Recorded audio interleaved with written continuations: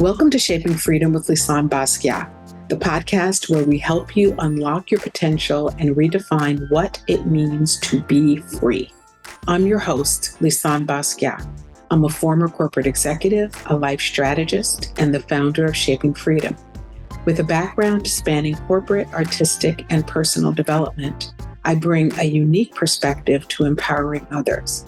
Listen in to discover inspiring stories and practical insights that will help you reclaim your life and rewrite your narrative. My intention is for you to gain the tools and motivation to be free in your relationships, your communities, and within yourself. This, my friends, is Shaping Freedom. My guests and I spoke a lot about parenting this year. The reason being that the topic of parenting is absolutely critical. It is the foundation of emotional, mental, and behavioral development for our children. That's no easy feat. It's important. Parenting shapes our society and it informs our culture. And so I think that there need to be more conversations around parenting. There needs to be more support for parents. Parents need safe spaces where they can come and vent about, talk about, and share how they're affected by the parenting that perhaps they received or what's been programmed, and also what they're going to do and how they're navigating their role as parents. So if you see a parent, please support them.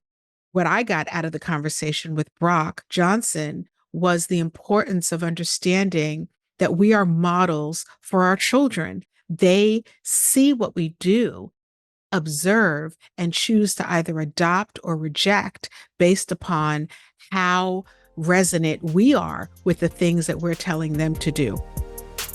I think I would be remiss to not talk about how I was brought up. I was raised in a very entrepreneurial family. A lot of people know my mom, Shalene Johnson. I was raised, of course, by her and my dad. My dad's the CFO and has always been of all of the companies they've run. And my mom is the CEO, the front-facing face of the brand. And so growing up, my sister and I both got to just watch our parents be entrepreneurs and start to experiment with social media. And my mom had a podcast back before it was even podcasting. She used to just record her voice and burn it onto CDs and then mail out hundreds of CDs on a monthly basis for people to listen to in their car. That's the environment that I was raised in. And so from a very young age, I wasn't like being sat down at the dinner table and told I have to be an entrepreneur and here are the KPIs of a successful business. I was just getting to watch my parents, and I learned a lot through monkey see, monkey do. Abby Kamen, we spoke about how parenting differs when you're in authentic relationship with your children. And as an aside, during that conversation, I referred to that authoritarian parenting. While a lot of us may have been on the receiving end of that method of parenting, that it really creates challenges later on because it's really about discipline. It's focused on discipline and making people do something versus allowing them the opportunity and ability to be guided and to also think and apply some critical thinking to their behaviors. One of the things that I am personally frustrated with is this idea of this war mentality that is happening at the very macro level when we start off at the micro level telling children, nonviolence, tell somebody, talk it out, these are your brothers and sisters. And it's like we teach these things like parenting in the ways that some of us are trying to parent differently, where it's about curiosity and questioning and having authentic relationships versus authoritative ones. I believe that if we can create more of this culture within our families, 100%, it will eventually bubble out into the rest of the world.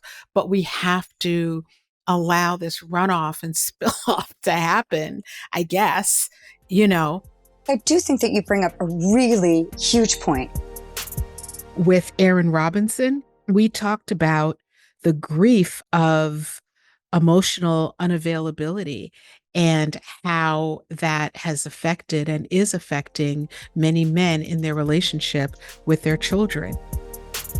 Specifically, I started a men's group with a couple of my friends who are also aligned in this mission and are dedicated to their spiritual practice.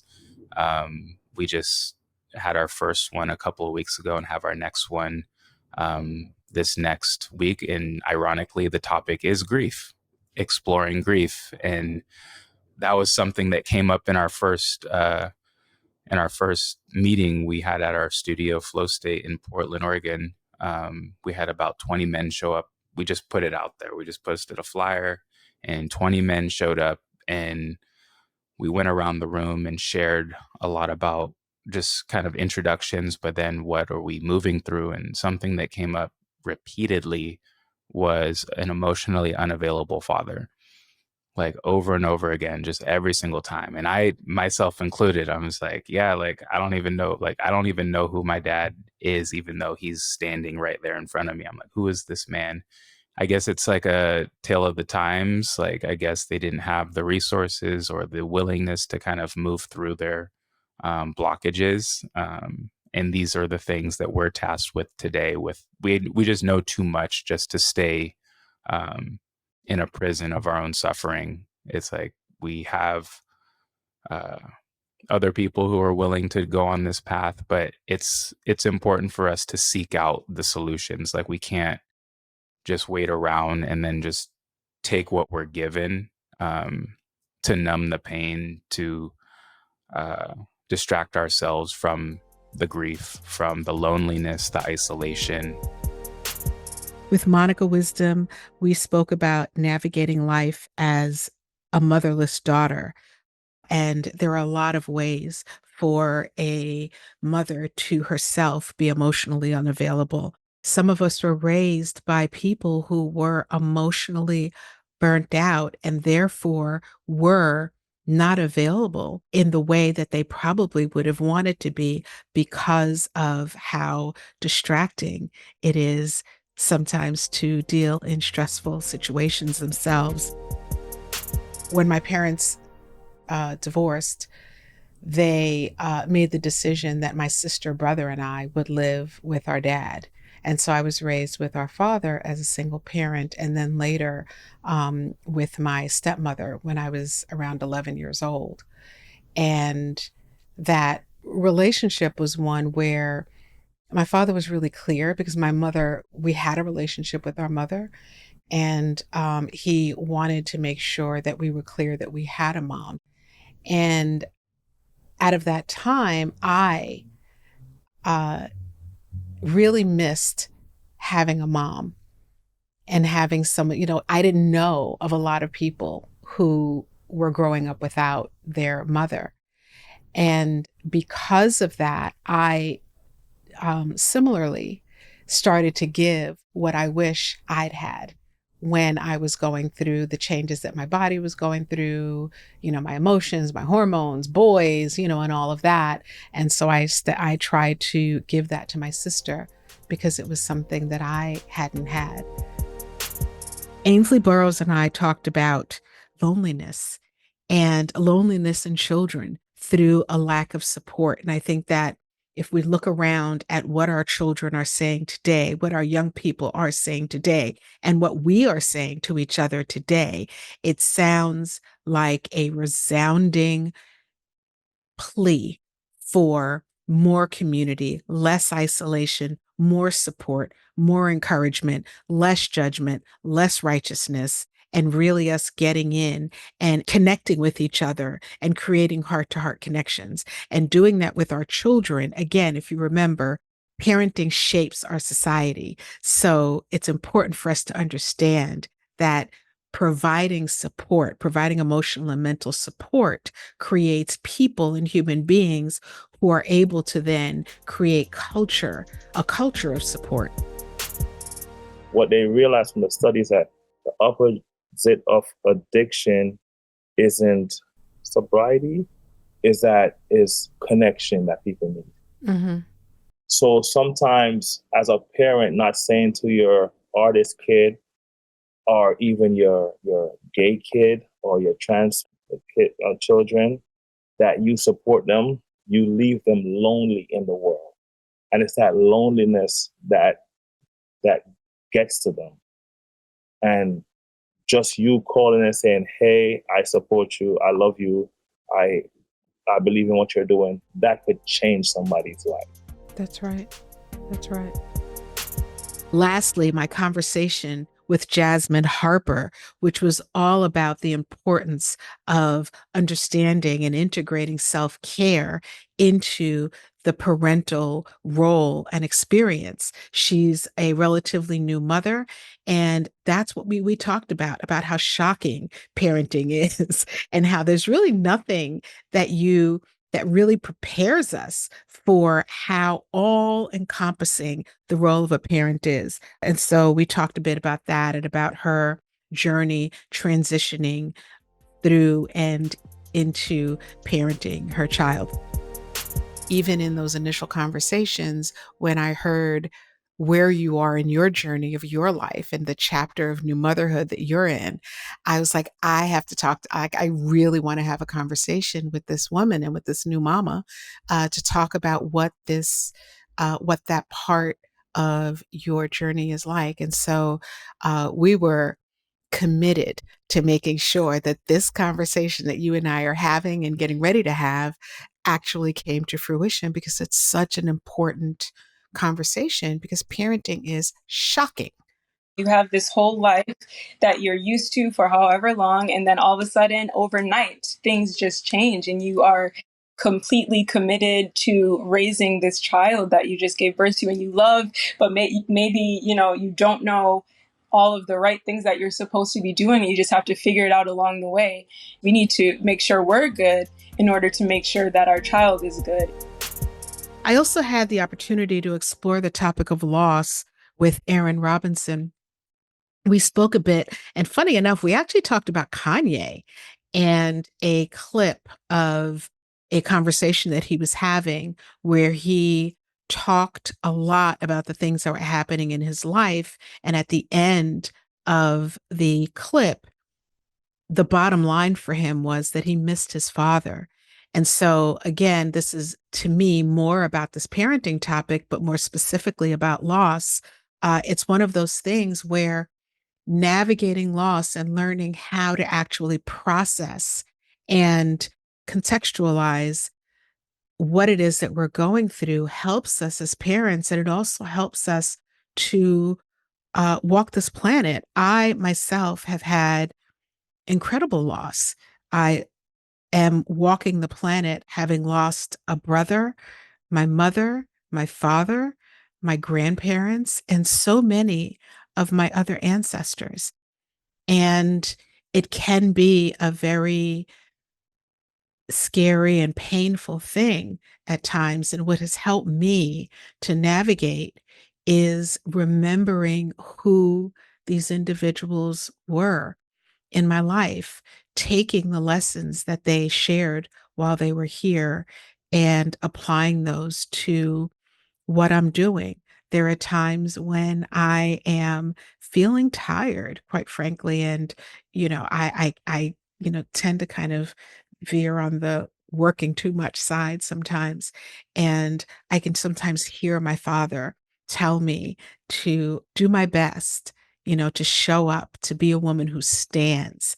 I think about my mom and and I can hear her very gentle voice telling me to make sure that I rest, Lisa, get some rest. And my brother really like connecting to his energy and the things that he told me about being authentic and showing up and getting done what I know is important for my life. So the topic of loss is a huge one. We all experience it in one way or another. Sometimes it's a person, sometimes it's a situation or a circumstance.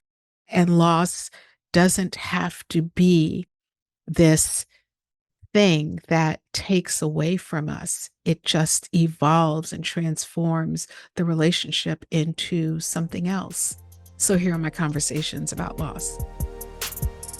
And he was ranting about his experience in the family with his ex-wife. And, it was like going on, and he's talking to a group of people. And at the end of it, at the very, very end of this clip, he says, and it's almost like in the middle of like, rah, rah, rah, and this is going on, and that went on, and I'm a man, and I want to be treated like a man. And, and at the very, very end, he says, I think I just miss my father.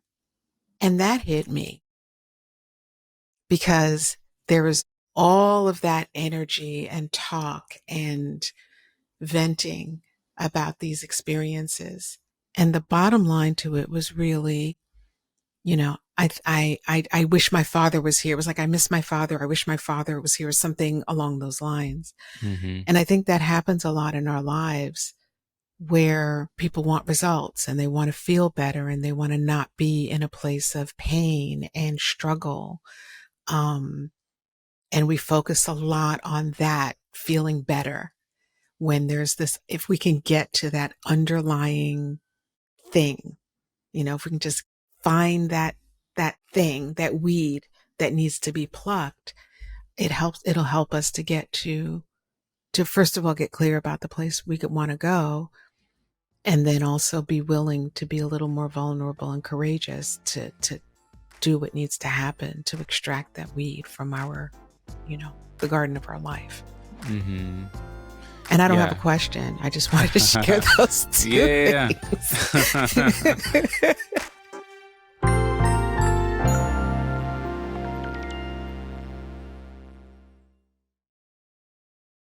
Do you know that we have a line of Shaping Freedom wellness products?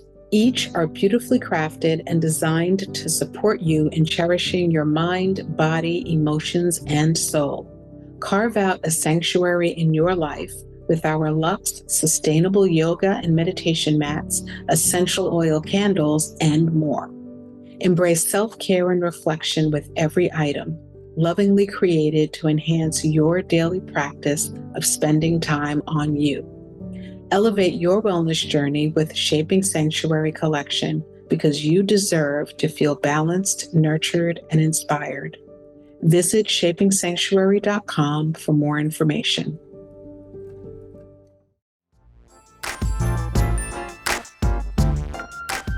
And also Monica Wisdom.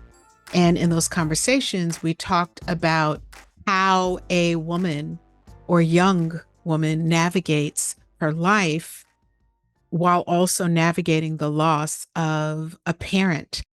If we remember and if we connect to the energy and the spirit of that person, they're always with us. And she even sat me down one day. My uncle was a weed smoker back in the day. And she said, I want you to smoke a cigarette, I want you to smoke a weed, and I want you to drink this. I want you to know what it feels like so you'll never do it again. So it was like she knew in her soul that she wasn't going to be around. And so we have to look for those divine guidances that our parents gave us before they left this earth. And just know truly what I would tell a young girl is that you have everything you need. She gave you all that she had to give, no matter how she passed away. That was all. It's everybody's destiny to go to the other side.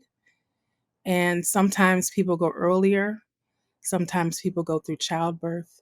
But I promise you, one, you have everything that you need. And two, she's always with you. I talked to my mother this morning. My mom is still with me, and I can see her influence on me. I look in the mirror and I see her. So she's always there. Generational trauma is the emotional, psychological, and behavioral patterns that are caused by family members having traumatic experiences and then passing them down from one generation to the next. They often come from unresolved pain, negative beliefs, and coping mechanisms that people created and then unconsciously wind up giving to the other people within their family. Understanding generational trauma is so important. And while it is a painful thing to extract from your family legacy, I see it, and from a Shaping Freedom perspective, it's a challenge and an opportunity for transformation, not just for your personal transformation, but as a way of transforming the fabric of your entire family. I had that conversation with both Shanti Das, who is the founder of Silence the Shame, and also with Ainsley Burroughs. Actually, Shanti said it best. What she said is that trauma is eating away at our families. This pain that's being experienced is quite just literally eating away at our families, eating away the beauty of who we are and how we can show up in the world. And so, my intention is to help by having these conversations and creating a space where people can come and talk about these things. And on the way, it winds up spilling onto our families. And so one of the things that I've been talking about a lot lately is sometimes that childhood trauma that we talk about, or these generational patterns that we talk about, are parents and caretakers who did not know how to process and how to manage their stress, who didn't know how to release their stress, or who didn't know what self-care was because they were so busy trying to figure out how to take care of their lives, how to keep their lights on and pay their mortgage or pay their rent or take care of their children. So I think that this world that you're helping to create, where we raise mental health and mental well-being and emotional health and emotional well-being as much a part of our lives as getting up and taking a shower and brushing our teeth and combing our hair, that has to be in there somewhere, or else this is just going to continue on forever. I think that so many problems in our lives and so many of the challenges would be served by something as simple as, if you need a nap, take one. If you're hydrated, drink some freaking water. If you feel something about something, say something to that person, even if it's messy. But when we store things up, we become a rager and we become a very negative contributor to our families, to ourselves, to the people that we interact with. And we have to do something about it. And so this work that you're doing through Silence the Shame is so important.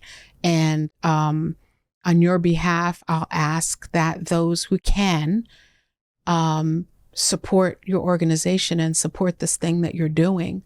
However they can. Not everyone can pull out their checkbook, but whatever it is that you can do, find this woman, support her, support this organization, have these conversations, and let's figure out a way to evolve out of this as a culture, because it is holding us back. It is. And the last thing I'll say is, to your point, I love everything you just said. It is eating away at our families. Absolutely. We need families to have these conversations. Put your phones away. Let's talk about this. You got to talk through these situations because it's festering and it's tearing some families apart. One of the things that Ainsley and I talked about in the clip that you're going to listen to or see in a couple of moments is the challenge, and in particular for first generationers like myself and like him, who try to have these conversations with our caretakers or with our parents, and how they very often shut those conversations down. And there's no judgment around it. It's just what was done at the time. But some of us are still carrying that along. I had a conversation with someone recently where someone who was really feeling challenged by a perspective that their adult child has about the way that they were raised and some things that happened when they were younger. And in this conversation with the parent, I shared that there are two roads that we can take when confronted with or when provided the gift of receiving or hearing some feedback from our children. One would be the authoritarian way of shutting it down and really leaning into your role and your title in that person's life. I'm your parent, so I don't want to hear it. That's gaslighting. The second option is to hear it and to listen. And that doesn't mean you agree. And it doesn't mean that the reflection is necessarily a 100% accurate one. Sometimes we're misunderstood. Sometimes there were other things going on. Sometimes a person or our child has received something from us that we did not intend to share with them. But we don't know that unless or until we're willing to have the courage to actually hear that person's perspective. So this is a little plug for really taking care of ourselves as parents so that we have the ability to have healthy communication with our children, and also to allow our children to have healthy communication with us. Because if they don't get to share their hearts with us, how are they going to be able to do that with other people that they encounter as they move through the planet? And when you're like from a family who there are generations of like trauma that's there, and you're trying to work through how it's affected you, if you're going to the people who have been through that trauma and haven't engaged with it, it makes it even more difficult. Yes. Because they take it personally. I remember once trying to have a conversation with my father, and I called my father Papa, and I was just like, Papa, and I was like trying to talk about something, but it was not, I didn't think it was that deep. It was deep, but it wasn't like super deep. And I remember like saying something to him, and he took it so personally. You know, so it shut me down. I couldn't even finish what I had to say. I literally just during the pandemic went through that whole thing, something similar. But I don't know exactly what your thing is, but I went through this thing with my mom where I'm having this conversation about our family tree, and I'm talking to my cousins. And my cousin's like, "Yeah, did you know that?" Da, da, da, da. I'm like, "What?" Like, it was just like something that's just mind blowing. Yeah. So I go to my mom, sit down with her, and I'm having a conversation, and she's like, "Nothing like that ever happened." So those of you who have followed for a while know that I am the daughter of a Haitian father and a Puerto Rican mother. And that led to me having the experience of being a first generation person. So the topic of immigrant families and some of the things that happen within immigrant families and first generation children is one that is near and dear to my heart. There are aspects of it that crack me up in a good way. And there are other aspects of it that were really challenging because what I experienced as a first generation child was watching a parent navigate their own transition and acclimation to a new culture, and it creates some nuance in the ways that we're raised. I got to have that conversation with several of my guests this year. Joseph Awuah-Darko and I talked about the tension around judgment surrounding mental health, and about the difference in perspective in the ways that certain things are approached. My father was Haitian, my mother from Puerto Rico, and I am the daughter of a Haitian immigrant. And growing up in Brooklyn, you know, in this country, so I grew up within, you know, in this country as my father was also acclimating and adjusting to his experience as an immigrant in this country, which created a bit of a tension, you know, because we, you know, to have children who are growing up, it's very different than the experience that he expected, I guess, or was more accustomed to as a parent here in a new land and in a new country. In your short, It's Okay, which was beautiful, which was so beautiful and so generous, you talked a bit about the ways that mental health gets treated with different backgrounds, you know, in different countries. But I think that the experience of a lot of us is very similar to that, in that mental health is treated so differently and with so much, you didn't say this, these are my words, so much judgment and accusation in a way that's very different from having some kind of a physical ailment or a physical diagnosis of some kind. Exactly. And you touched on that, and I saw it very, very recently.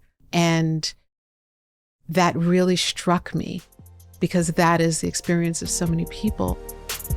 Ainsley and I talked about two topics around it. One was the emotional barriers and what some of us would consider emotional unavailability, that quite frankly was just the ways that some immigrant parents sometimes are focused on the acclimation to the American dream, to working, to building a life in a new place, sometimes with a different language, how that takes priority over other things. Ainsley and I also talked about the shame that is sometimes experienced as a kid, a first generation kid, born into a family where there's mental illness. I had the opportunity to speak with him about something that I've not spoken about a lot in my life. It's only recently that I've been willing to share some of the struggles with mental illness that happened within my family. So it felt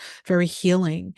And I felt so much less isolated having the opportunity to speak with someone else about that. A lot of the safe spaces that exist inside of the U.S. kind of don't really they exist, but not in a different kind of way in immigrant communities. To even like growing up and to tell my mom I love her was difficult. Even to this day, it's still not. But like I could tell L'Oreal's mom I love her, and it's harder to tell my mom I love her. Yeah. And that is such a crazy thing. To me, it's just so odd. Especially for you being as affectionate a person as you are and as expressive as a person as you are, of a person that you are, as you are. But I think a lot of it has to do with what happens. And again, we're speaking about the Caribbean right now, right? Yeah. Where there's so much that is about the attainment of the American dream and what that's supposed to look like. Right. Yeah. And I will say that while my father who was from Haiti, was a person that, we exchanged I love yous for sure. Yeah. And he was a very affectionate man. At the same time, we didn't talk about those things, those deeper things, because there was a belief there that you just move past. You just handle the thing, do the thing, and don't stop to look back and kind of process or unpack. For me, as somebody from the Caribbean and being male in America, there's another thing that comes with that, right? So it's like, you have to have this tough exterior, and certain things they consider as like, what is this foolishness?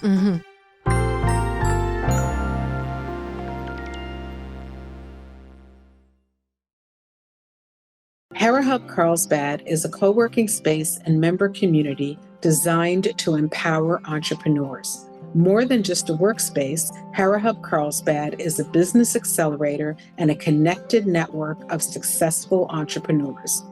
Imagine a collaborative, serene, and spa-inspired environment where you can thrive.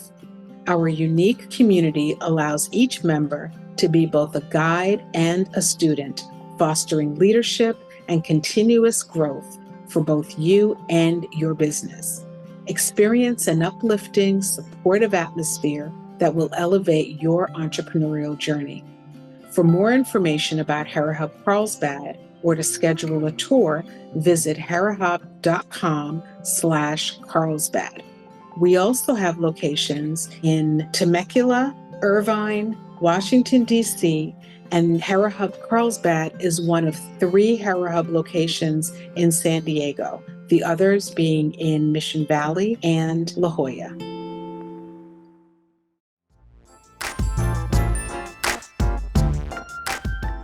Chukky Okobi and I had the opportunity to also talk about the experience of being a first generation Nigerian American who also moved around a lot due to his parents' divorce and how that translated into some of the beliefs that he had and then later released. So this is a great topic, the topic of immigrant families. I'm looking forward to hearing what you have to say about this topic as well.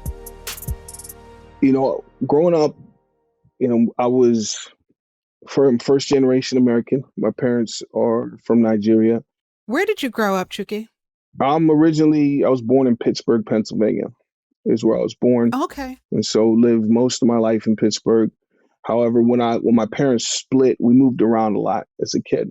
And so I was a new kid in school all the time. I went to 6 schools before high school. Oh, wow. So I got used to always being the new kid. And I developed a belief that I didn't fit in anywhere because of these continued experiences of being new and having to assimilate to a new way of thinking, a new way of being. I went to, it was originally, I'm from Squirrel Hill, which is the second largest Jewish community in America, but behind Manhattan. And so grew up around a lot of, white people, Jewish people, which is not a problem. To me as a kid, I didn't know any different. So when my parents split and, ended up going to public school with inner city Black kids, I still didn't quite fit in because, I'm from, my family's African. They speak different. We eat different food. We have different ways of engaging life. So when I was with all white people, I felt like I didn't fit in. When I was with all Black people, I still didn't fit in. And so then you can see how that becomes a belief that I don't belong anywhere. This next section is the conversations that I had with my guests around strengthening family bonds.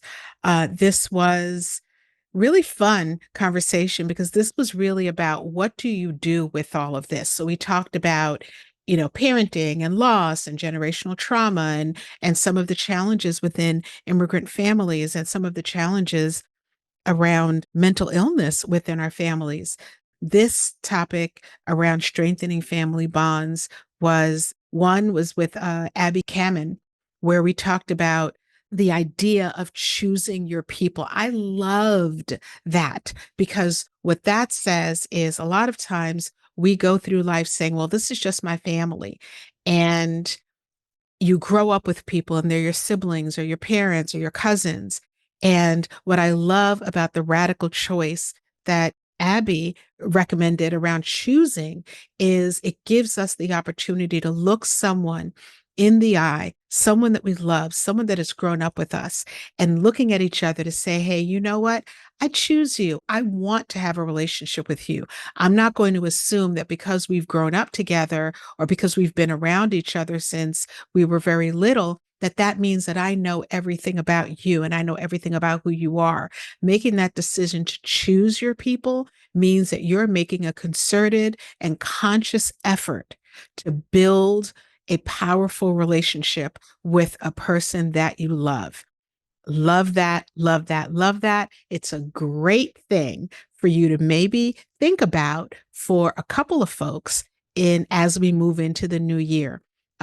Doing this can help your family grow closer, and it also helps us to get to know each other for who we are, not who we think we are, and not who we expect each other to be. So I cannot speak enough about that. And please do listen to the episode with Abby Kamen for more of her gems. She had a ton of them. Dear everyone, you're going to have to choose your people. That's right. There's nobody's given to you. That's I don't right. care what your story is, how you got together, whether you were birthed together or whatnot. Now you have to choose each other. That's right. You have to radically choose each other. And with that, I hope you get to create some infinite energy between you, which means that it is really a safe space to grow together, knowing that nobody's going to be perfect on this journey, but the safety to say, hey, this didn't go well, or this is going really well. Let's do more of this. Let's bring more people into this from both sides. But it's that choosing of each other, which I write about in my book, is during this time of COVID and during this time of our familial awakening, I radically chose my children and I asked them to choose me too. And There were other players, certainly, but the place that I started with was them, because I thought we were already open to it. But I realized that I had to tell them I chose them and that I wanted to learn and grow with them. Yeah. And I wanted them to choose me and see all of me and know that I had so much work to still do on myself. And I wanted to be safe in my discovery of myself with them, and for them to likewise be safe in their discovery journey as well. And then Antonio Neves and I also talked about the pressure of having or believing that you need to project an image of perfection in our lives, in this kind of fantasy of like the perfect family where everyone is just smiling and everything is great all the time. And, you know, this image of what it looks like when things are actually falling apart and imploding on the inside. And so the intention to strengthen family bonds includes choosing your family, and also includes looking really at what's happening in our familial life. Where are we struggling? What do we know we're passing down through generations and interacting with each other with that simply doesn't belong anymore? Let's make an effort and a commitment within our own lives to strengthening our family bonds, to living in authenticity, to getting in there and dealing with the things that are standing in the way of our ability to be healthy, and then our ability to then infuse that emotional and mental health into the people that are relying upon us so much. This idea of living on autopilot is personal for me, because 7 years ago, according to the internet, I was living my best life ever. Had a successful career traveling across the globe, delivering keynotes, multiple books, was married to a beautiful woman. We had newborn twins, driving a minivan and got the house with the white picket fence, checking all those American dream boxes. You can just tie that up in a little bow and present it as, look what you did. Look, but behind the scenes, even though I was quote unquote living that American dream, behind the scenes, my life was a hot mess. That marriage I'm telling you about, my wife and I were knee deep in marriage counseling, getting fired from marriage counselors, having not being raised by a father for the most part in my life. I was struggling to connect with my kids and what that meant to be a father. As much as the business was going good, I'd come from a corporate background, so I didn't know what it meant to be an entrepreneur. At a time when I wanted to connect with my dad to build a stronger relationship. He was diagnosed with dementia and can no longer walk, talk, feed himself, etc. And instead of having outlets to really share that with others, I started folding into myself. And that led to gaining 30 pounds of weight due to emotional eating. That led to having 1, 2, 3 glasses of wine, those things you don't need to end your day.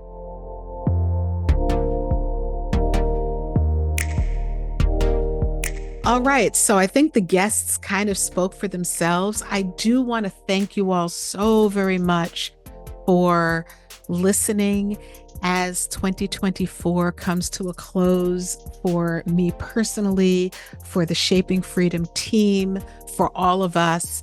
I just want to give us all a moment of applause and celebration and congratulation for everything that you have personally gone through, worked through, thrived through, released, elevated this year. I'm wishing you all the very best for 2025.